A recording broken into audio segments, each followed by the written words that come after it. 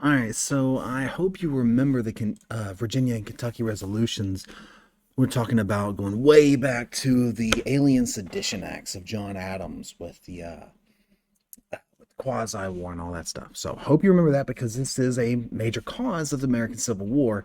It's not exactly one that happens right before the Civil War.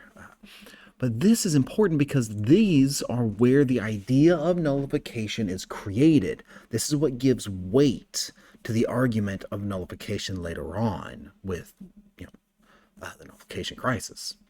So these were political statements drafted in 1798 and 1799.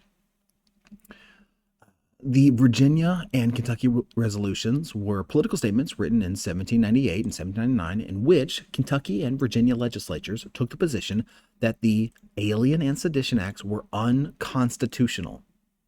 They're no good. They are not part of the Constitution. They're bad. So the resolutions argued that the states had the right and the duty to declare as unconstitutional those acts of Congress that were not authorized by the Constitution.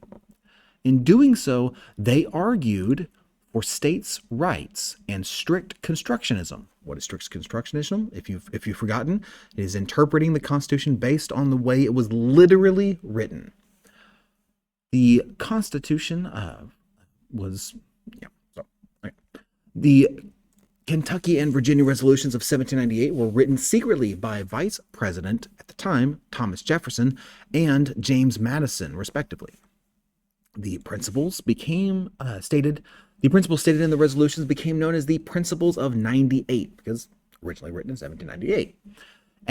People who followed these adherents argued that the states can judge the constitutionality of central government, laws, and decrees. The Kentucky resolutions of 1798 argue that each individual state had the power to declare that the federal laws are unconstitutional and void. Remember, this is happening before Marbury versus Madison. So this is happening before the Supreme Court declares that it has the right to judge constitutionality. So the idea of nullification put forth in the Virginia and Kentucky resolutions predates the Supreme Court saying we are the ones who get to judge constitutionality. And the weight behind this is A, this idea came first, and B, it's the author of the Declaration of Independence, Vice President and future President Thomas Jefferson, as well as the primary author of the U.S. Constitution itself and future President James Madison, they are the ones writing this. This is why it has weight. The Kentucky resolutions of 1799 added that when the states determine that a law is unconstitutional, nullification is the state's proper remedy. The Virginia resolutions of 1798 referred to interposition to express the idea that states have a right to interpose or to prevent harm being caused by unconstitutional laws. The Virginia resolutions contemplate joint action by the states. So first off, you have a duty to protect your people from unconstitutional laws by the federal government, and B, you should be able to work with other states to do this. Ooh, foreshadowing. Civil War.